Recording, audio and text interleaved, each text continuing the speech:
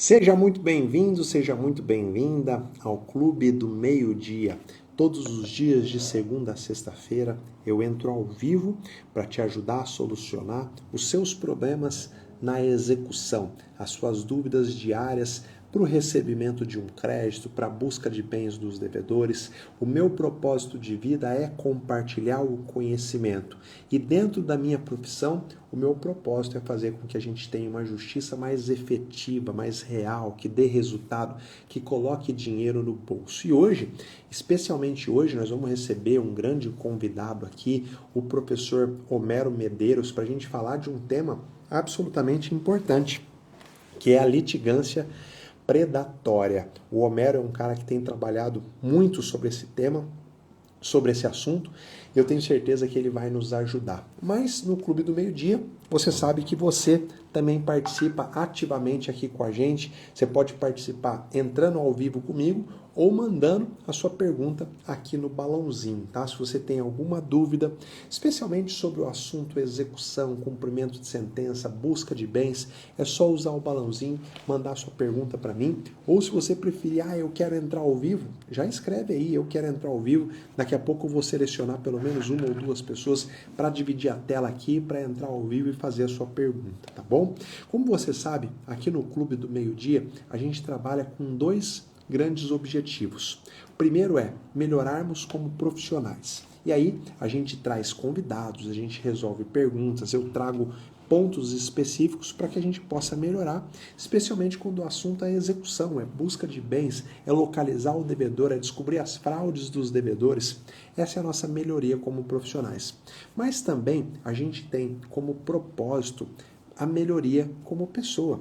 Eu falo que não adianta nada você ser o melhor advogado da sua cidade, você ser o melhor advogado do estado, do país, se como pessoa sua vida está um fracasso, se você não se desenvolve intelectualmente, espiritualmente, se você não cuida do seu corpo, né, que é o templo sagrado do Espírito Santo. E aí para isso a gente sempre coloca aqui algumas dinâmicas importantes. Hoje eu quero usar a dinâmica que para mim é a mais importante de todas, que é a dinâmica da gratidão. Sempre começar todos os projetos, tudo aquilo que eu faço, exercendo a gratidão. Porque quanto mais a gente agradece, mais motivos a gente tem para agradecer. E hoje a minha gratidão é muito simples, a minha gratidão é pela sua vida, pela vida de você que está aí do outro lado, que está com o celular conectado, talvez aí na sua hora do almoço, na sua hora de descanso, optou por vir aqui para que a gente possa aprender junto, para que a gente possa estudar junto. Então, gratidão pela sua vida, gratidão a Deus por estar te dando saúde, por estar te dando sabedoria. Se tem algo que eu recomendo que você peça em todas as suas orações, esse algo é sabedoria, porque com sabedoria a gente consegue tudo mais que nos é necessário. Então, gratidão aí pela sua vida. E você, já exerceu a sua gratidão hoje ou ainda não? Coloca aí a sua gratidão ou então faz a sua gratidão, não precisa escrever se você não quiser contar para os outros, mas faz aí a sua gratidão. Tenho certeza que quanto mais grato você for, mais motivo a vida vai te dar para agradecer. Vamos lá, vou trazer aqui para dentro o professor Homero, que já está na área, para que a gente possa falar desse tema tão importante que é a litigância. Ele está cair para dentro, meu querido. Dá meu microfone aqui, espero que não dê nenhum problema, porque eu possa ouvir o Homero e falar com esse cara que é espetacular e que eu tenho certeza que vocês vão gostar de falar com ele. Meu querido, consegue me ouvir? Bom dia, boa tarde. Aí, não sei se você já almoçou. Eu não almocei ainda, para mim ainda é bom dia. Como é que você está? Tudo bem? Bom dia, José. Eu estou ouvindo perfeitamente aqui. Ainda não almocei também, estou na espera do almoço. Nosso horário, nosso fuso aqui de Mato Grosso do Sul, né, permite isso, né? Agora são 11 horas aqui em Mato Grosso do Sul. Mas está Legal, tudo meu bem. querido. Muito obrigado pela live de hoje. Vai ser uma live incrível. Imagina, eu que quero te agradecer por estar aqui contribuindo com toda certeza para toda a galera que vai nos assistir.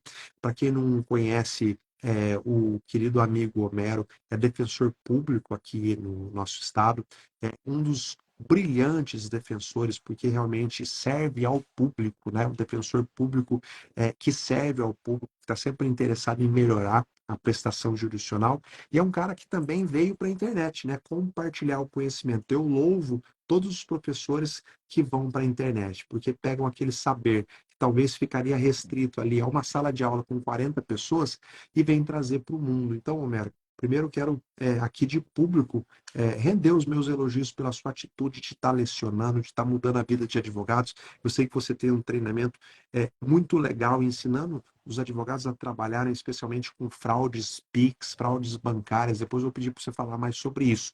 Mas hoje o nosso tema, que também guarda relação com isso, né, que é a litigância predatória.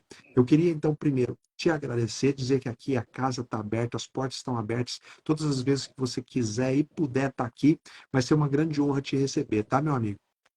E eu que agradeço, Zé, como eu te falei, né, eu tenho certeza que uma live hoje, e com um tema escolhido, com uma pessoa que esteve há 21 anos, né, dentro da magistratura, nada, né, melhor do que falar contigo sobre esse assunto de litigância predatória, porque isso tem afligido a vida de muitos advogados, isso é muito importante para a gente evitar e separar o joio do trigo, como você sempre prega, né, nos seus vídeos, nas suas aulas, a importância de ser o advogado tubarão, a importância de ser um advogado diferenciado, como eu falo, para a gente não cair naquela vala comum do advogado que sempre faz mais do mesmo e quer colher frutos diferentes. Não vai acontecer isso.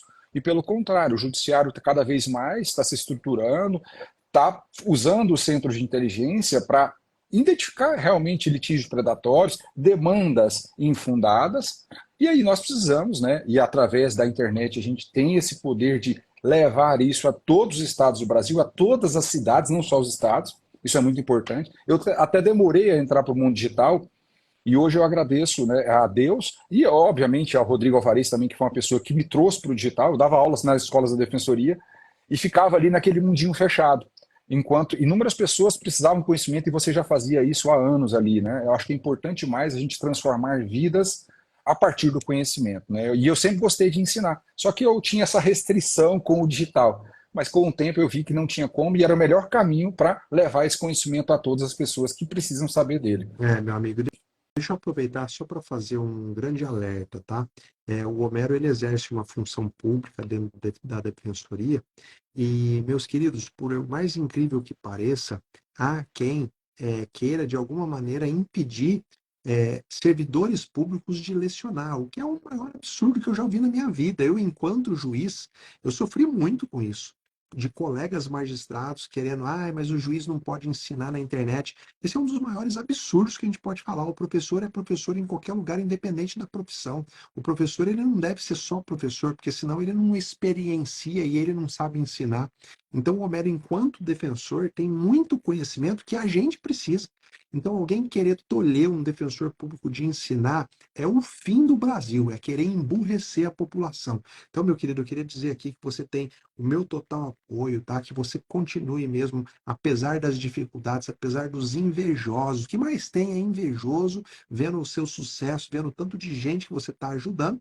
E como o cotovelo dói e ele não sabe solucionar o problema do cotovelo, ele quer impedir você de prosperar na vida das pessoas. Mas olha, não pare de transbordar, não pare de levar o conhecimento para as pessoas. E eu falo isso para você, falo para os magistrados que continuam lecionando, para os promotores, para o Rodrigo Alvarez, que é defensor, que o Brasil ele vai ser gigante a partir do momento que as pessoas começarem a olhar lá para frente e não para o imediato trabalho como defensor esteja em dia, que você não esteja prejudicando, você não deve nada a ninguém, tem que lecionar e tem que lecionar com todas as forças, tá, meu querido? Eu queria só fazer essa observação. E entrando no nosso tema, cara, eu queria de já jogar no seu colo. Há um conceito, dá para a gente passar para a galera um conceito de litigância predatória? E eu também vou te dar um pouco da minha impressão enquanto eu estava é, na magistratura, de coisas que pareciam litigância predatória, mas que não eram, e de coisas que eram, mas que os tribunais não faziam nada. Vamos lá, eu quero jogar essa bomba no seu colo. Se a gente pudesse conceituar litigância predatória, haveria ou há um conceito bem claro, ou isso ainda cada tribunal tem entendido de uma maneira? Um bom assunto para a gente começar, viu, Zé? Porque assim, Primeiro, a gente trazer o conceito do que os tribunais têm trabalhado dentro das notas técnicas. É importante esclarecer às advogadas e advogados que os tribunais têm produzido notas técnicas sobre o assunto. Inclusive, no CNJ, depois, se o pessoal quiser, eu posso até compartilhar, existe uma página específica de monitoramento de litígios predatórios. Então, eu posso até depois da live aqui fazer um stories e marcar ali, colocar o link para o pessoal acessar essa página do CNJ. Mas existe um conceito que os tribunais têm trabalhado, com o qual eu ainda tenho questionado e não concordo plenamente, sabe, Zé? Porque, primeiro, assim, eu trouxe até o conceito de uma nota técnica interessante, que fala o seguinte, ó, são os litigantes que fazem uso abusivo do poder judiciário, aí entre parênteses, litigância de má-fé ou abuso de direito, caracterizados pela existência de uma ou mais das seguintes situações. Aí ele coloca um rol exemplificativo. E ele traz uma série de situações aqui que podem caracterizar. Mas, enfim, o que o judiciário, na prática, somando todas essas hipóteses que está ali, eu não vou ler uma a uma, ele fala o seguinte: olha, aquela pessoa que leva muitas demandas ao Poder Judiciário de forma repetitiva, generalizada, com procurações genéricas e documentos falsificados, ele é um litigante predatório. Só que o grande problema é o prático. Por quê? A partir do momento que um advogado ele distribui 20 ações numa tarde, por exemplo, isso pode acontecer, ele passa a entrar no filtro do litigante predatório. E acaba sendo ali imputado uma prática, e isso é ruim, mesmo que no final do processo não seja reconhecida a prática de litigância predatória, ele acaba sendo taxado como litigante predatório, porque ele recebe uma ordem de emenda da inicial para que ele comprove, de fato, a contratação do cliente. Então, o que eu vejo, né? O conceito que o judiciário trabalha abstratamente, ele é próximo do ideal, porém, na prática, a gente está partindo da presunção de má-fé da advogada e do advogado no litígio judicial. Isso é um problema, porque, na verdade, não é quantidade de demandas. Na minha compreensão, o conceito de litigância predatória é o advogado ou advogada que usa o poder judiciário para praticar fraudes e crimes. Por exemplo, a pessoa que falsifica uma procuração, a pessoa que falsifica um comprovante de endereço para burlar o sistema de competências. Isto é litigância predatória. Agora, o advogado que tem muitos clientes, e você, mais do que eu, sabe muito bem que hoje a gente consegue prospectar do arroio ao chuí, de leste a oeste, pelo digital, não tem mais como falar que um advogado precisa ter só pouca demanda, né, no Poder Judiciário. Ele pode ter várias e em vários estados da federação. Uhum. Esse é um conceito que a gente tem que tirar. Quantidade não pode ser critério. Eu acho que a quantidade, quando muito, pode despertar internamente no judiciário um alerta, mas não para fora do judiciário. Não o juiz começar a despachar, olha, comprove isso e aquilo só porque você entrou com mais demandas do que o normal. Porque até a relação cliente-advogado começa a ficar estremecida. Como assim? Meu advogado fez algo de errado? O que o juiz está escrevendo demanda predatória? Será que ele entrou com a ação errada? Porque o cliente é leigo, ele não entende nada disso. O meu advogado é um predador, então, do judiciário. Imagina o que isso pode resvalar na imagem do profissional. Então, da porta para dentro, eu concordo, liga o alerta, olha, analisa da porta para fora de maneira nenhuma. Por quê? Porque tem padrões. A litigância predatória tem padrões. Tem padrões, por exemplo, de tipo de cliente. E aí eu me lembro de indígenas, quando eu trabalhei em uma comarca que tinha muito indígena, era muito comum o indígena com pouca alfabetização, mal sabia escrever, então as ações vinham, a maioria, ou sem procuração, ou com a procuração ali no dedo, então você já começava a desconfiar, será que realmente o cliente sabe desse pedido? E o juiz fazia uma outra audiência, o cliente nunca era encontrado, nunca aparecia. Então, só o volume, eu acho que vale o alerta, mas da porta para dentro, da porta para fora de maneira nenhuma.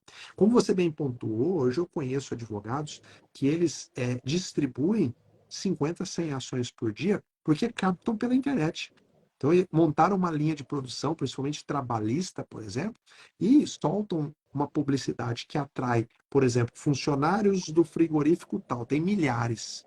E todo dia o cara fecha 10, 20 novos contratos e está distribuindo ação.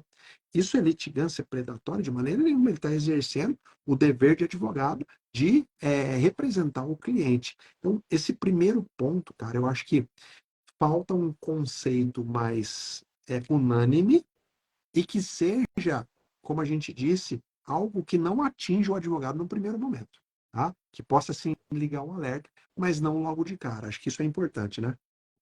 Perfeito. E essa mensagem que você trouxe de análise interna, eu acho que nunca pode cessar. Os tribunais têm esta função também de ter um sistema de justiça racionalizado, humanizado. É perfeito isso, mas internamente. A partir do momento que coloca-se no despacho uma presunção de litigância predatória, como você bem colocou, isso para o cliente leigo e dentro da área bancária, Zé, é algo assim assustador, porque o público bancário de volume é um público normalmente leigo. São pessoas de baixa instrução, que é o maior volume da litigância. Então, quando ele vê ali na decisão do juiz, olha, demanda predatória, litígio predatório, ele fala, meu advogado é péssimo. Pelo amor de Deus, onde que o meu advogado está me enfiando, né?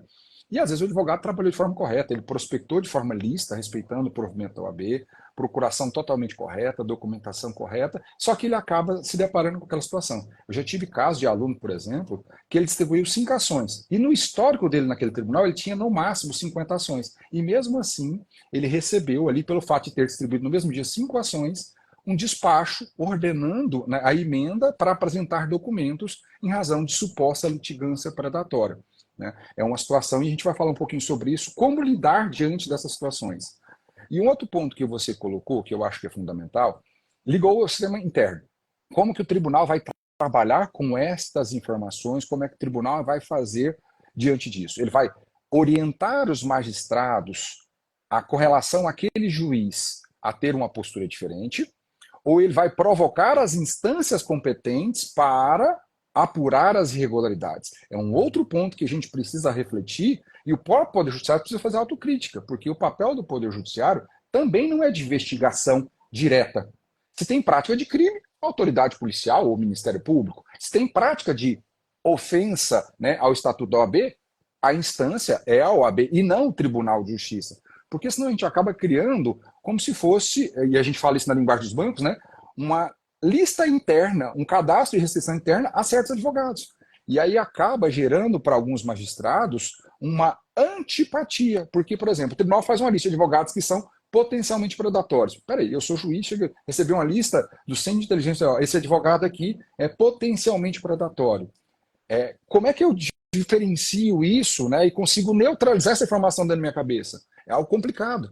É, Então, o magistrado precisa evitar o recebimento dessa informação. Acho que o tribunal tem que trabalhar internamente dentro do centro de inteligência e isso ser trabalhado nas instâncias competentes e não voltar para a ponta, para que seja, né, adotada a medida pelo próprio juiz. E é um dos pontos que eu quero tratar aqui hoje. E aí é bacana porque você foi magistrado por muitos anos, que é o poder, inclusive está afetado ao STJ hoje, né, no tema repetitivo, o poder que o magistrado pode ter no processo diante desta potencialidade de litigância predatória. Seguinte cenário: ordenar a emenda da inicial, ótimo, faz parte da atividade do magistrado. Ele pode exigir a apresentação de novos documentos. Agora, o magistrado pode, por exemplo, determinar que o oficial de justiça vá à casa do autor da ação para que ele confirme a contratação daquele advogado, que isso é poder geral de cautela, isto é um ato de inspeção judicial, porque a inspeção judicial é um meio de prova no processo civil brasileiro. Qual é a classificação jurídica disso? E isto é lícito ou não para a figura do processo civil brasileiro? É um assunto muito polêmico, né? A ferida muito grande que a gente tem aí. tudo parte da ideia de evitar trabalho. Eu penso que o judiciário chegou numa situação tão absurda, dos tribunais estão tão abarrotados, que ao invés de se mudar o sistema de acesso à justiça, que hoje é porta escancarada, qualquer um entra com a ação que quiser, na hora que quiser, o judiciário, que não é legislador, começou a inventar filtros. Esse é o papel do legislador. O legislador deveria criar uma regulamentação, uma normativa geral e abstrata, não o Poder Judiciário, não uma resolução do CNJ. Não tem nenhum sentido a resolução do CNJ começar a criar regra que não é procedimental, tá? Uma regra geral e abstrata, e começar a interferir direto no direito das pessoas. Não pode ser assim, senão o juiz está legislando. E o que é pior, né? O juiz agindo, presumindo que todo mundo está fraudando e que todo mundo está enganando e mandando emendar e mandando consultar parte, e mandando trazer documentos olha, eu entendo que a gente está com uma preocupação justa, mas usando o caminho errado. A Concordo. preocupação é justa. Sim, a gente tem que evitar, mas a gente não pode fazer os bons pagarem pelos maus. Não é porque tem, a gente sabe que infelizmente tem advogado que abusa do fato e quer sim entrar com milhares de ações, né? Principalmente quando a parte contrária tem capacidade financeira, porque ninguém entra com milhares de ação contra quem não tem capacidade financeira, né? Mas contra, principalmente a gente fala de sistema bancário, seguradora e etc. É, mas a gente também sabe que tem um interesse do outro lado, o interesse financeiro. Eu sei que os bancos batem nas portas dos tribunais exigindo que os tribunais façam alguma coisa. Os bancos foram os primeiros a criar listas de advogados para levar para o Poder Judiciário e pedir que se faça alguma coisa. Eu não estou dizendo que não tem que fazer, mas o judiciário talvez entender como que isso funciona, mas o papel legislativo não ficar com o judiciário. Mas no Brasil, infelizmente, isso tem se tornado uma constante, né? O judiciário, de alguma maneira, tenta resolver o problema, depois de 5 ou 6 anos, isso vira lei e acaba valendo para todo mundo. Enquanto isso, é um salve-se quem puder, né?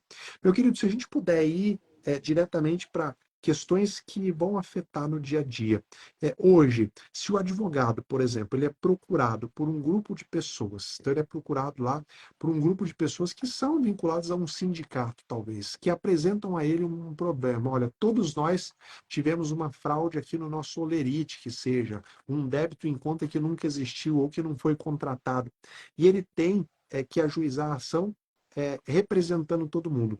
Tem cuidados que você recomenda que ele tome para até que ele evite entrar nesse tipo de discussão? Dá para ele se adiantar? Vou ter que entrar com 200 ações contra os bancos.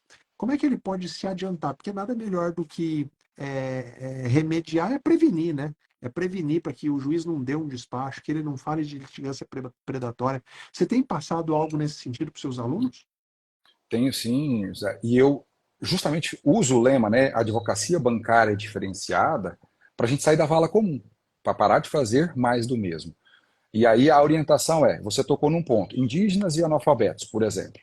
São pessoas que não sabem ali, né, escrever o nome, não sabem assinar, não sabem ler e escrever. Então, a procuração, primeira coisa, a procuração do advogado diferenciado, ela tem que respeitar também a forma. Se eu questiono o banco de uma falha formal da assinatura pela simples aposição digital que não é válida, eu também tenho que usar na minha procuração como advogado os mesmos critérios. Então, a procuração assinada a rogo não é só colocar a digital do analfabeto ali, é colocar a assinatura a rogo de uma pessoa de confiança dele e mais 2 testemunhas naquela procuração. E assim também no contrato de honorários.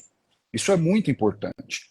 Não só isso, a procuração ela deve ter a descrição exata do que vai ser feito. Não basta fazer aquela procuração genérica que pode ser aproveitada em dezenas e centenas e milhares de processos. Então, você coloque ali os poderes específicos para o qual foi otorgada aquela procuração. Então, se eu vou fazer ação contra o Banco X, coloca fazer ação de declaração de existência de negócio jurídico com ação ao Banco X. Ação de revisão contratual com o Banco Y, faça a mesma coisa. Então, a procuração ela tem que ser mais especializada possível e sempre uma para cada demanda. Chega de aproveitar a mesma procuração. Embora, se a gente pudesse pensar abstratamente, né, fosse possível tecnicamente, o adequado não é isso, você tem que ser diferente. Então, faça uma procuração para cada demanda sua para evitar. Contrato de honorários, sempre. Eu vejo que você ensina, né, os advogados a fazerem contratos de honorários eficientes. Da mesma forma, os contratos de honorários precisam ser específicos. Então, o cliente bancário ele nunca será um cliente de uma ação só. Então, se você atender uma pessoa que tem 15 demandas para serem feitas, no seu contrato de honorários tem que constar os 15 contratos que serão debatidos por você. Isso é um ponto importante. E mais, a gente não deve procurar o judiciário de imediato. Este é um lema que eu carrego comigo, que é a advocacia extrajudicial. José. Sempre fazer a fase extrajudicial, que é a notificação. Para mim, é o grande diferencial das minhas aulas, é ensinar o advogado a trabalhar extrajudicialmente, fazendo uma notificação extrajudicial substanciosa, trazendo elementos ali para convencer o banco até mesmo a formalizar um acordo com você, advogado, porque você está com a razão, e evitando ali o poder judiciário. Agora, caso ultrapasse este limite da fase extrajudicial, você vai chegar no Poder Judiciário com toda a estrutura de uma procuração específica, comprovante de endereço atualizado, contrato de honorários específico e uma notificação extrajudicial substanciosa mostrando para o juiz, olha, eu tentei de todos os meios resolver o problema, mas o banco não quis resolver o problema. Por isso eu estou aqui batendo as portas do Poder Judiciário para alcançar o direito desse cliente. Então, a demanda chega de forma redonda no Poder Judiciário, até mesmo para efeito de tutela provisória. Muita gente desconsidera essa fase extrajudicial e acha que isso não vai ajudar. Pelo contrário, a tutela provisória, quando você passa, por exemplo, numa ação de fraude bancária, que eu tentei de todos os meios, coleto elementos de prova de tudo o que aconteceu e chega ao Poder Judiciário, é muito mais provável que o juiz receba aquela demanda e fale, opa, peraí, realmente aqui eu tenho probabilidade do direito estar sendo trabalhado. Então, vamos antecipar os efeitos da tutela ou conceder uma tutela cautelar, porque realmente está bem elaborado o trabalho aqui. Agora, quando eu chego simplesmente cópia do contrato, e muitas vezes o advogado vai até sem o contrato, isto leva ao caminho da litigância predatória. Então, nós precisamos mudar este cenário e trabalhar a fase extrajudicial de forma aprofundada e não de forma superficial como tem sido feita. Isso aí o advogado precisa entender que talvez vai atrasar um pouco mais o trabalho dele, vai tirar um pouco da escala, né, que é a capacidade de fazer a mesma coisa mais um problema maior. Sabendo que os tribunais, então, estão ligados e talvez até extrapolando, é melhor que você tome medidas que mostrem a boa-fé. Olha como que é, né? Aqui no Brasil não basta ser honesto, você tem que mostrar que é honesto. E tudo isso que você falou é a prova da boa-fé. Olha, procurei extrajudicialmente, tenho procuração específica, tenho contrato específico. Então, não se trata de algo padronizado e generalizado. Eu levo em conta as considerações daquele caso concreto. E eu vou dizer mais, viu?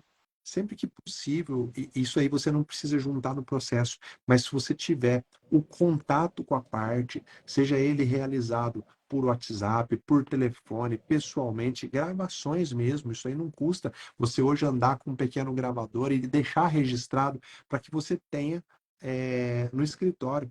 Não que você vai juntar no processo e nem apresentar, mas em eventual defesa, tá aqui, ó, olha aqui o meu contato, olha aqui quem que me contratou, olha como é que foi. Porque muitas vezes a contratação é feita até por parente mesmo.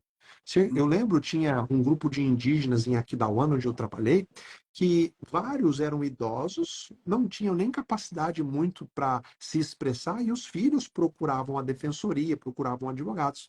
Mas como era ação que ia render honorários, acabava saindo da defensoria e ia para advogado. E os juízes ficavam, não, mas esse cara está inventando coisa. Como assim inventando coisa? Não é porque a pessoa é analfabeta que ela não tem direito. Não é porque a pessoa já é idosa que ela não tem direito. Ela tem. Mas eu acho que a gente tem que se colocar assim na posição do advogado que pode vir a sofrer uma represália e já se adiantar. Eu vou dizer mais e te perguntar o que você acha dele mencionar em um capítulo da petição, talvez, que ele cumpre já de antemão todos os requisitos da resolução número tal do CNJ. Você acha que isso vale a pena ou acaba chamando atenção para algo desnecessário? Para que o juiz atento que lê, de fato, olha aqui, está diferenciado, não tem que sair exigindo. Porque se você não fala nada, e aí às vezes o juiz instruiu a assessoria, a ação desse advogado aqui contra a instituição bancária já dá esse despacho. Você acha que vale a pena já se adiantar e colocar um capítulozinho na petição? Zé, é uma boa colocação sua, porque assim, a gente tem que diferenciar, né, o bom do ruim. E você apresentando isso de antemão para o magistrado, você facilita a vida dele. Até para ele não ficar procurando ali todos os elementos que estão constantes, né, nas orientações dos tribunais e do próprio CNJ. Isso com certeza vai facilitar, de forma objetiva, simplificada, estruturando ali. Por mais que fosse desnecessário falar que eu preciso falar isso na petição inicial, não seja requisito de uma inicial, eu acredito que isso vai ajudar positivamente, desde que não seja também algo extremamente genérico. Porque esse é um outro ponto que os tribunais têm trabalhado. Petições iniciais extremamente genéricas, que é como se fosse uma receita de bolo que se aplica para qualquer tipo de caso. E aí nascem, né, as maiores acusações de litigância predatória. Eu pegar a mesma ação e copiar ela ipsis literis, até mesmo dos fatos. A parte jurídica vai se repetir, porque as demandas são repetitivas. Mas a parte fática não, ela precisa ser personalizada. Ela precisa ser melhor trabalhada ali. Então, cabe sim, eu acho, colocar essa observação na petição inicial, num tópico rápido, objetivo, mas personalizando no caso concreto ali. Eu acho que é importante falar sobre isso. Uma coisa que eu via muito em ação previdenciária era isso que você disse, uma ação absolutamente genérica, mas que com fatos que nunca poderiam ser genéricos. Então a pessoa alegava uma incapacidade porque sofreu um acidente, porque tem uma incapacidade no braço, e eu buscava esse fato e não conseguia saber qual era o local da incapacidade.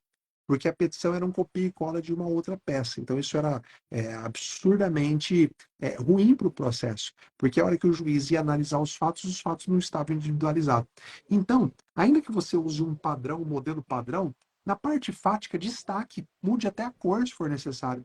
O juiz vê que, poxa, não tem problema. A mesma vinculação jurídica as pessoas sempre vão ter. Os fatos podem ser até semelhantes, mas qual foi a implicação concreta que diferencia o caso A do caso B? Quando o advogado não coloca isso, eu acho que ele pode acabar mesmo caindo num padrão. E o que é pior, perder a atenção do juiz. Quando o juiz acha que é tudo igual, ele deixa de ver a particularidade que diferencia a sua situação da outra situação. Principalmente quando a situação leva a uma medida liminar, como você bem disse. Né? Então, acho que fazer essa diferenciação é fundamental. Me fala uma coisa, quais são os casos mais clássicos que você tem visto que os tribunais têm entendido como litigância predatória? Dá para ter já algum padrão? Olha, ações desse tipo com esse pedido contra banco, geralmente estão se entendendo predatória. O que eu tenho percebido é que quem tem mais capacidade financeira tem conseguido chamar mais atenção nos tribunais. E aí volta a falar de bancos, seguradoras, o que não está nada errado, porque eles também precisam defender o deles, né? Eles não podem querer colocar todo mundo na mesma vala, na vala comum. Você tem já identificado, através da sua atividade ou dos seus alunos, ações que já estão sendo jogadas na vala da litigância predatória? Sim, tem uma na área bancária que é campeã, né? É a ação de fraude no contrato, em que a pessoa fala que não celebrou aquele contrato de empréstimo ou financiamento e entra com a ação para invalidar aquele negócio jurídico falando que ele não fez. E esse tipo de demanda é que ganhou corpo nacionalmente, principalmente a partir de Mato Grosso do Sul, em razão da litigância predatória, porque as pessoas simplesmente pegavam um cliente, falava que ele não fez e tentava a sorte. Se o banco pedisse a perícia e provasse, né, ali daria improcedência. Se o banco não pedisse, ele ganharia por força do tema 1061 do STJ, o repetitivo que fala que o ônus de provar a fraude na assinatura, né, a autenticidade na assinatura, é da instituição financeira, aquela que produziu o documento. E com base também no artigo 429, inciso 2 do CPC. Então, esta é a ação que disparadamente está no top 1 do ranking ali. Mas também temos alguns grupos de ações, por exemplo, que é cartão de crédito consignado. Este é um outro produto bancário que tem gerado também imputações de litigância predatória. Por quê? Nós temos um grupo muito grande de pessoas que têm crédito consignado. Nós temos beneficiários do INSS, nós temos servidores públicos federal, estadual e municipal. Então, o produto, o cartão consignado, é gigantesco. Então, o volume de demandas também no saque no cartão é muito grande, em que as pessoas alegam que não fizeram. Mas o histórico da demanda é o mesmo. Não fez o cartão de crédito consignado, ou não fez o saque no cartão consignado. Essas duas ações são as que estão no topo do ranking de suspeitas de litigância predatória. Principalmente por causa, você trabalhou aqui da Ana, sabe, Zé? Aquela parte de indígena em que ocorreu este movimento de a pessoa pegar um monte de cliente, sair entrando com a ação sem fazer a fase extrajudicial. E neste tipo de situação, eu sou muito claro, o advogado jamais pode entrar com uma ação dessa de declaração de inexistência de negócio jurídico sem realizar a fase extrajudicial, sem obter a cópia do contrato. Quem faz isso está pedindo para tomar despacho de emenda, pedindo para sofrer acusações de litigância predatória. E é muito simples, né? Faz um requerimento pedindo cópia do contrato. Às vezes o banco, se ele não te apresentar, já te dá a razão para pelo menos ou acionar no PROCON, acionar no Reclame Aqui. Quais são as vias que você tem indicado para os seus alunos para conciliação extrajudicial? O Reclame Aqui é uma delas? Reclame Aqui eu não uso tanto, porque é uma plataforma privada, né? E ali a gente prefere GovBR, usar o orientado? GovBR e tem um outro que é específico para a área bancária, que é o Sistema de Reclamações do Banco Central do Brasil. Lá, né, a pessoa consegue mandar uma notificação diretamente para a instituição financeira e ela tem uma alta efetividade, muito mais até do que o consumidor.gov.br. São os dois melhores canais que nós temos. Mas tem um fato, Zé, que a gente precisa trazer aqui à discussão, principalmente porque eu sei que esta live vai ser vista por milhares de pessoas. Os bancos também têm dificultado o caminho dos advogados. Então, o advogado ele vai lá, pede para o cliente pedir a cópia do contrato, o banco não entrega a cópia do contrato ao cliente. O advogado manda a notificação pelo GovBR, o banco não fornece. Ele manda pelo Bacen e não fornece. Mas mesmo assim, eu entendo, e tenho trabalhado com uma tese em cima disso, que o advogado não pode partir para a judicialização ainda. Ele tem que usar do quê? Da exibição judicial. Porque se ele não sabe se foi fraude ou não, ele está agindo de modo temerário. O cliente muitas vezes não se lembra também. Ele pode, às vezes, estar enganado por ser pessoa idosa ou uma pessoa analfabeta, não lembro se contratou. Então, entra com a exibição de documento judicial, e aí os procedimentos da exibição, isso tem gerado uma discussão nos tribunais, se é uma ação probatória autônoma, ou se é uma tutela cautelar antecedente à exibição de documentos, isso vai depender muito do tribunal. Tá? Agora, o que é importante? O judiciário também se atentar a isso.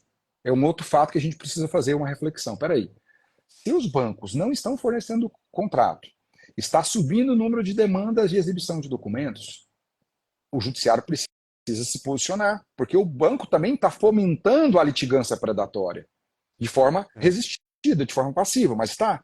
Então, banco, peraí, na exibição na ação probatória autônoma, vão condenar honorários. Normalmente não se condena na exibição. Vão condenar honorários porque não forneceu.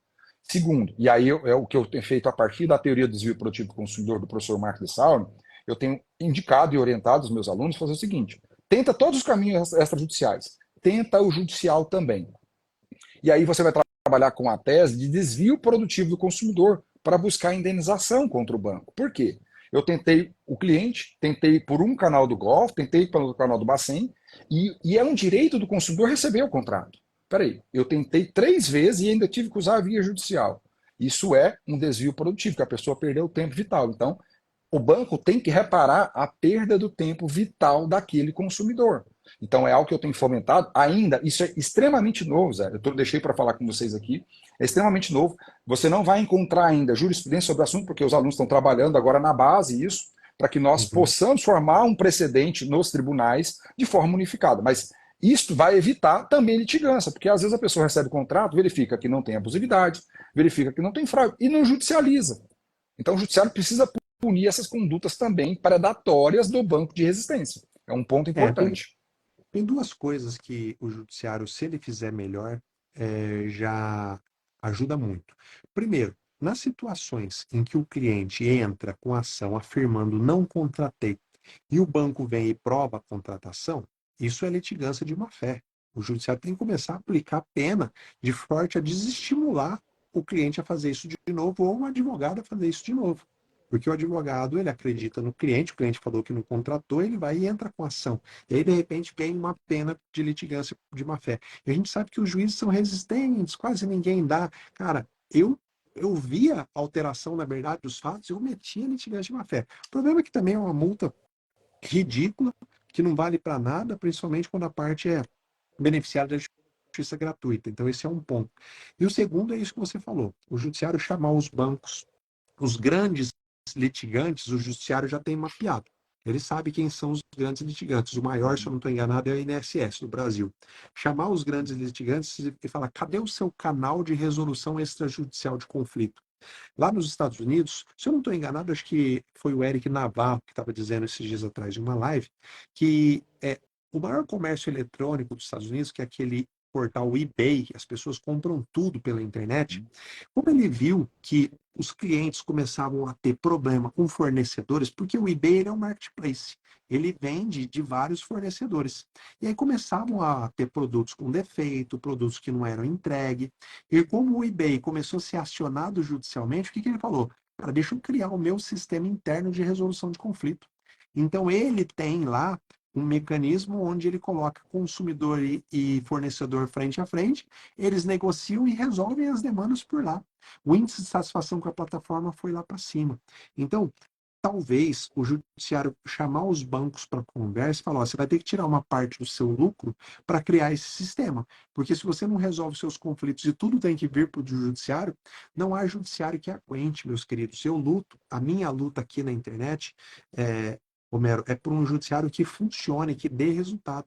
Enquanto o judiciário fica cuidando de coisas que poderiam ser resolvidas fora dele, não sobra tempo para cuidar do que é importante.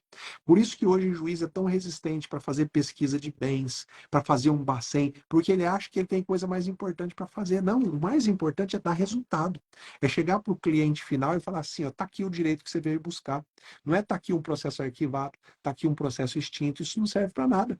Faz com que a população olhe para o judiciário e fala, cara, isso aí não funciona, eu vou procurar outra via. E é o que está acontecendo. Mas o judiciário ele pode ser protagonista nisso, chamando os grandes litigantes para soluções concretas. Cadê a sua solução concreta? Deixa eu te perguntar, você já passou alguma vez para os seus alunos o portal Registrato?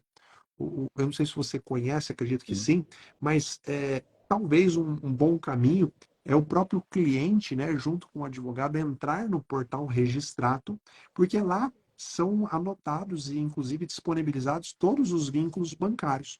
Então, um primeiro passo talvez seria, ó, vamos entrar aqui no Registrato. Às vezes, de cara, já acha o contrato. Ou, se não achar, o print do Registrato já serve como prova. Olha aqui, ó, não existe contrato. O sistema do Banco Central Registrato está dizendo que não há contrato envolvendo o meu cliente. O que você me diz sobre isso, Romero? A gente usa muito o registrato dentro da advocacia bancária, né? Ela é uma ferramenta essencial para o advogado bancário que não conhece o registrato, ele está fadado a um insucesso. Ele precisa para vários assuntos, inclusive para verificar todo o histórico de relações bancárias. Ali no ESR, por exemplo, você tira o relatório de todas as contratações dos últimos 60 meses. Mas ele não consegue ainda, dentro do registrato, infelizmente, a cópia do contrato. E aí tem dentro do próprio, com o mesmo login que você usa para acessar o registrato, tem um sistema de reclamação do Bacen, que é uma interlocução do consumidor, do cliente com o banco. Ele faz ali dentro essa interlocução. E ele usa muito. E isso que você colocou de racionalizar o judiciário para ele ser mais eficiente, eu não vejo mais sentido hoje, por exemplo, ter essa ação de exibição de documentos. Na verdade, se ela fosse utilizar, teria que ter uma sanção gigantesca, até mesmo derivada da lei, para evitar que o banco negasse administrativamente. Por exemplo, nesse sentido. Isso é muito importante. Porque não tem porquê ele passar pelo consumidor.gov, usar o sistema de reclamação do Bacen e ainda assim não ter a cópia do contrato. O banco nem precisa, se ele não quiser gastar criando uma plataforma de solução, porque o gov.br e o registrato já serviriam para essa solução. Mas o que está acontecendo na prática? Os bancos, para travar, o que eles têm feito? Então, o consumidor hoje, ele tem que acessar com o seu próprio usuário. O advogado não consegue representar o seu cliente nessas plataformas, nem no Bacen, nem no sistema do consumidor.gov. Quando o advogado faz a reclamação para o cliente de forma substanciosa, orientando ele ali, o banco dá uma resposta genérica falando o seguinte: verificamos que houve violação da política da plataforma, que é uma plataforma de acesso direto do consumidor, então por isso deixamos de responder. Veja, o banco está sendo ignorante. E o que eu oriento meus alunos? Olha, faça a notificação substanciosa, mas anexe documento pessoal do consumidor, carteira da OAB do advogado e a procuração para isso. Para mostrar que, embora ali seja feito o nome dele, tem um advogado por trás desta história. E ainda assim, alguns bancos ainda estão resistindo em fazer a resposta de acordo com o que foi pedido. E aí você tem que ficar insistindo, insistindo, insistindo. Mas o SCR, né, e o Registratos é uma das fontes de maior lucro do advogado bancário hoje. Inclusive a Blocklist que a gente criou, né, apelidamos carinhosamente ali a Blocklist, porque o SCR hoje ele é uma fonte de negativação do nome do consumidor. Não só pessoa natural, mas também pessoa jurídica. E ali nasce a possibilidade de ações indenizatórias que muitos advogados desconhecem. Isso é muito importante. Eu até convido todos que estão aqui, que talvez não acompanhem o querido amigo e professor Romero, que acompanhem, porque você tem mostrado uma gama de atuações para o advogado, né? Atuações de recebimento certo, muitas delas de recebimento antecipado, e que refazem verdadeira justiça, né? Porque quando você tem o nome indevidamente vilipendiado ou taxado de XYZ, depois, para você resgatar isso, não necessariamente vai ser uma compensação material, mas a compensação material tem que ser o mínimo. Se não tiver a mínima compensação material, e olha, eu não sei se eu já te falei sobre isso, mas enquanto juiz, tinha uma coisa que me incomodava muito, era eu conceder indenização contra bancos. Por alguma questão repetitiva, vamos dizer lá, inscrição indevida em cadastro de devedores, eu dava uma indenização por danos morais. E eu estava querendo sustentar a tese de que o próximo fato semelhante praticado pelo banco seria motivo para eu majorar a indenização, como a reincidência do criminal. Então, o cidadão cometeu um crime, teve uma pena.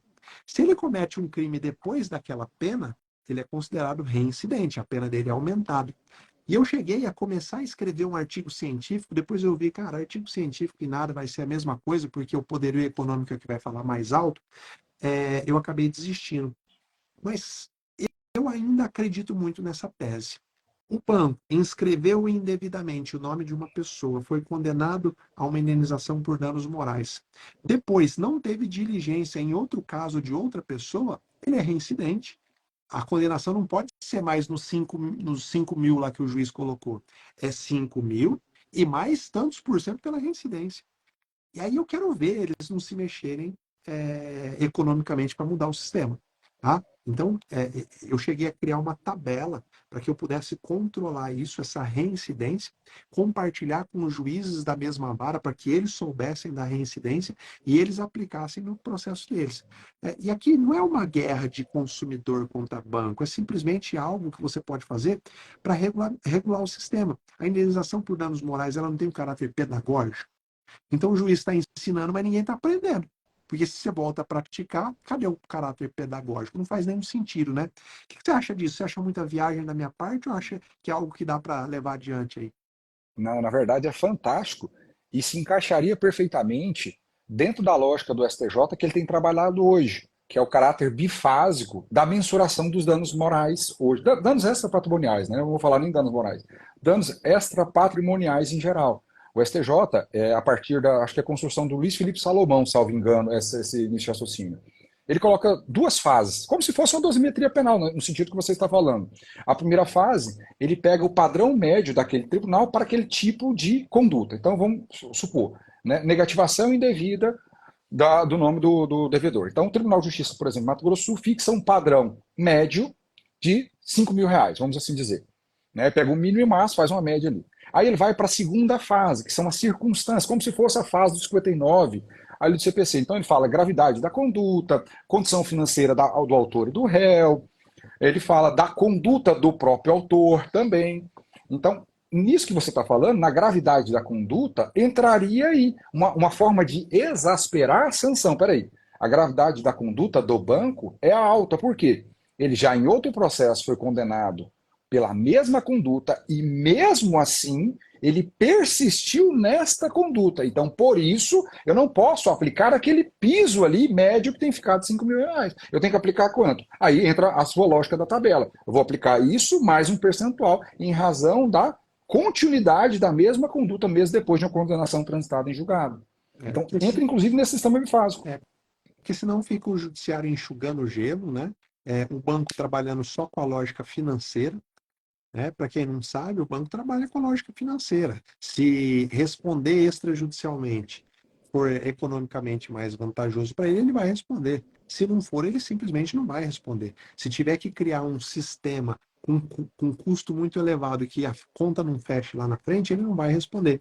Mas o pior disso tudo, Homero, para mim não é isso. O pior é que, por ausência de uma política macro a nível nacional, toda condenação que as instituições acabam sofrendo, elas só depois repassam para o consumidor, aumentando tarifa, aumentando taxa. Como não tem uma regulação séria através, né, de um órgão central desvinculado de questões políticas, né, olhando só a questão econômica, no final das contas o judiciário condena, a hora que pesa no bolso, ela aumenta as tarifas, aumenta juros, ninguém faz nada e volta o custo para o bolso do consumidor. É o que a gente chama aí de cada vez mais aumentando o custo Brasil, né, de você viver num país onde falta regulamentação séria e desvinculada da política. Não pode ser assim. Cada troca de governo muda-se absurdamente a política econômica. Tem que ser algo duradouro, porque senão ficam todos nós aqui trabalhando, achando que estamos trabalhando, e no final das contas a coisa se resolve politicamente, né? É uma tristeza. Mas vamos voltar para a questão técnica. Meu amigo, a gente falou sobre o que talvez caracterizaria a litigância predatória, como é que os tribunais têm encarado a questão. Eu queria que você falasse sobre um ponto que é justamente o advogado que é pego de surpresa. Ele não imaginava que ele fosse ser taxado de litigante predatório. Como é que ele faz aí para talvez consertar isso? Atrás do que ele vai para que ele não fique em maus lençóis com o cliente? E o que é pior, com o próprio tribunal, né? Do tribunal achar que realmente ele é um litigante predatório, colocar ele numa lista negra, que daqui a pouco vai acabar resultando em mais um motivo para dano moral. Aí eu já estou vendo isso lá no futuro. Não só vai resultar, como eu tenho orientado em algumas situações, lógico, muito específicas, o advogado a entrar com ação contra quem lhe causou essa má reputação indevidamente. Com relação a como agir, né? Primeira coisa, eu peguei uma petição inicial, tem lá distribuir, o juiz vai e ordena a emenda. Diante da possibilidade de litigância predatória, ordena fazer isso, isso e aquilo. Tá, deu aquilo. Você, ciente de que cumpriu tudo aquilo, eu entendo que neste caso, o primeiro passo do advogado é fazer um embargo de declaração, tá? Para que o juiz supra a omissão sobre os pontos que foram apresentados no processo, tanto na inicial quanto nos documentos ali, porque você apresentou listando para ele. E mais do que isso, aqui nasce a importância de se despachar com o juiz. Porque todo ser humano é passível de errar. Ninguém é perfeito. O advogado erra, o defensor erra, o juiz erra, o desembargador erra. Qualquer pessoa pode errar. Então, pode ter caído naquela vala comum, a assessoria ali, né, ter feito um disparo. E então, é importante fazer esse embargo na sua primeira imputação. Você viu que você tem razão? Vai lá, faz o embargo e despacha com o juiz. Olha, excelência, a situação aqui é um pouco diferente. Eu estou com um caso aqui que não tem nada a ver com litigância predatória, tanto que eu estou fazendo esse embargo de declaração. E gostaria que, né, fosse, né, reconsiderada aí nessa situação. O embargo de declaração vai ter um efeito infringente, vai modificar a decisão do magistrado com relação ao que ele ordenou de emenda, para que ele impulsione o processo para a sua marcha até o fim. Isso é importante, porque não caberia o agravo de instrumento nesta situação. Caberia no máximo o embargo de declaração. E ainda é discutível. Mas eu oriento sempre a fazer o embargo de declaração para sanar essa omissão. E o próprio juiz fala, realmente, eu entendo que aqui não é caso e ordeno o andamento do processo. Esse é o primeiro ponto que eu devo fazer. Isso quando há um despacho do juiz. Mas tem o outro lado também, tá? Que é quando o banco vem. O juiz não fala nada. E aí o banco vem na contestação argumentando a prática de litigância predatória. Aí tem o outro lado. E aí o papel do advogado é, na réplica, abrir um tópico muito claro, explicando para, obviamente, a parte contrária e para o magistrado, que não tem a litigância predatória, e você vai elencando os motivos. Procuração específica, comprovante de endereço atualizado, contrato de honorários, petição inicial de acordo com o caso concreto. Então, você vai enunciar aquilo. Mas nós temos algumas orientações a mais que eu quero passar aqui para vocês hoje. É muito importante, até separei esse dispositivo, porque, do mesmo modo que o advogado do autor ele tem que ter cautela, ele tem que realmente buscar o judiciário somente quando for necessário, o advogado do réu, do banco, também tem que ter cautela. Ele tem que ter respeito pelo outro profissional que está do outro lado. Então, a partir do momento que ele, sem procuração do banco, imputa a prática de litigância predatória, em especial quando ele fala que tem fraude no comprovante de endereço, fraude na procuração, o advogado está agindo fora dos poderes. Porque o Estatuto da OAB, até separei aqui, artigo 34, inciso 15, fala que constitui infração disciplinar do advogado fazer em nome do constituinte, sem autorização escrita, imputação a terceiro de fato definido como crime. Veja, ele está imputando ao advogado a prática de litigância predatória. Então é um terceiro. O advogado não é parte do processo. Ele não é parte. Ele está representando o cliente ali. Então, o advogado do réu que faz isso, ele viola os preceitos da OAB. Então, você, como advogado, vai tomar providência junto à OAB também, mas vai trazer essa argumentação na sua petição. E segundo ponto, que eu acho que é importante falar, o magistrado não deve conhecer da questão da litigância predatória. Por quê? Não diz respeito à causa. Não é objeto litigioso ali. Então, por que que vou discutir a conduta do advogado num processo em que ele não é parte? Então, o magistrado tem que tirar do objeto litigioso ali essa discussão de litigância predatória. E na hora de sanear o processo, o magistrado decotar. Isso aqui não é objeto litigioso em razão disso. E se o magistrado não fizer, aí a petição de ajuste ou esclarecimento, que a gente tem ali a nova petição do CPC de 2015, para que ele exclua do objeto litigioso essa questão. Não tem que julgar lá na sentença a questão de litigância predatória. Não é objeto do processo. O objeto do processo é o contrato. Se o advogado violou o preceito da OAB ou praticou crime, essa instância é em outro local. É OAB, Ministério Público ou delegacia, e não no processo do cliente ali. E uma coisa na prática que eu via é a alegação de litigância predatória, mas não se questionar a falsidade de um documento. Então, se você está dizendo que o advogado está inventando a demanda e tem lá uma procuração, ainda que assinada a rogo, cadê a contestação dizendo que aquele documento é falso, é inventado ou fraudado? Porque isso o juiz pode analisar. Porque daí está olhando, por exemplo, os requisitos de uma ação. Se não tem procuração, o advogado não pode litigar, mas você tem que impugnar, então, especificamente o documento. Você tem que alegar, por exemplo, uma fraude. Se o advogado teve o cuidado de trazer o contrato de honorário, você tem que alegar que aquele contrato é falso, porque aí o juiz pode, se for o caso, analisar. Mas eu concordo com você, não pode se trazer uma demanda paralela para dentro do processo, né? Eu acredito, meu querido, que assim, os magistrados, eles estão com medo disso. É natural que as pessoas temam o aumento de trabalho. Eu me lembro que, enquanto juiz na comarca de Aquidauana, instaurou-se um novo tipo de demanda contra uma companhia de telefone na época. O juizado especial tinha uma média de 500 ações, em um mês passou a ter 5.500 ações. Era aquelas cobranças de tarifa de assinatura básica. Talvez você se recorda, uma tarifa que as companhias cobravam, e aí teve uma decisão do STJ dizendo que isso era ilegal e pulverizou pelo Brasil. Eu imagino se fosse hoje, aquela época, né, o que não ia acontecer com essa de demandas predatórias.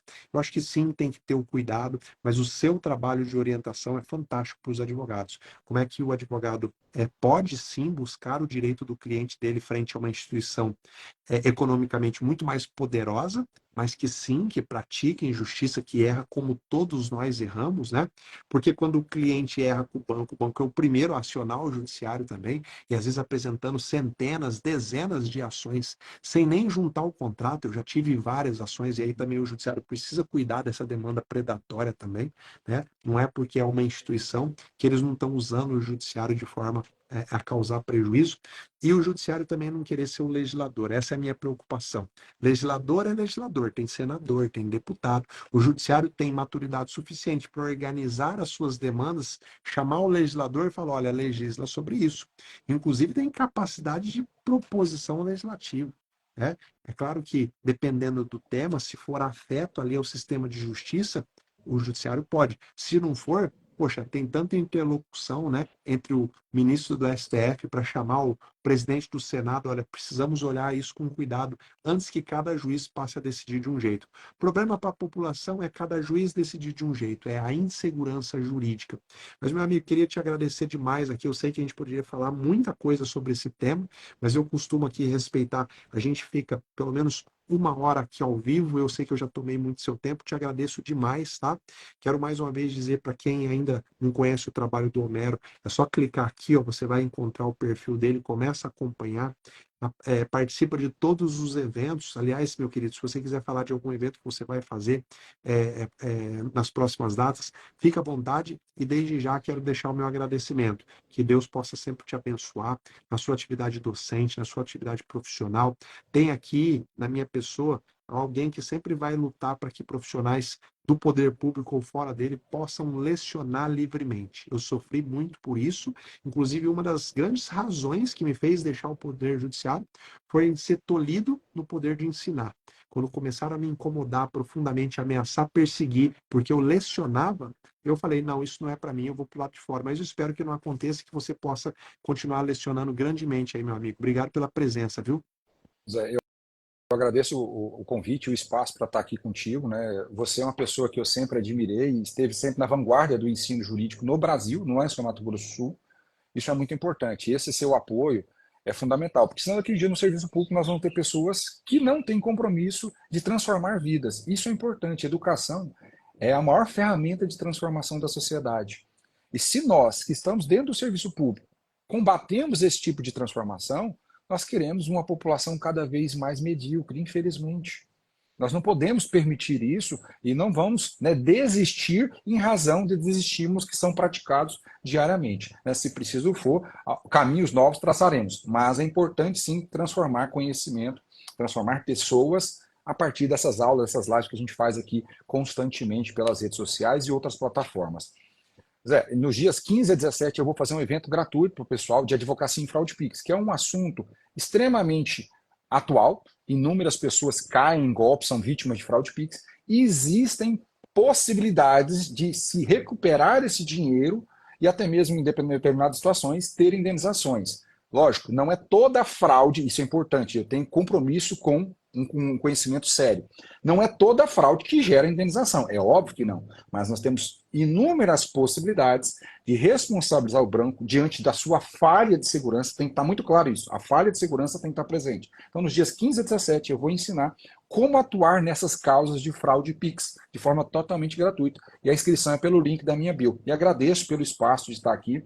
Sempre que precisar, Zé, pode convidar, a gente vai fazer, se for de manhã, de tarde, de noite, qualquer horário, a gente está disponível para fazer lives e qualquer outro tipo de evento. Eu agradeço muito pelo espaço. Valeu, meu querido. Fica com Deus. É ótimo dia para você e feliz ano novo aí, tá Que bom? Deus abençoe também seu ano. Um abraço. Valeu, tchau, tchau.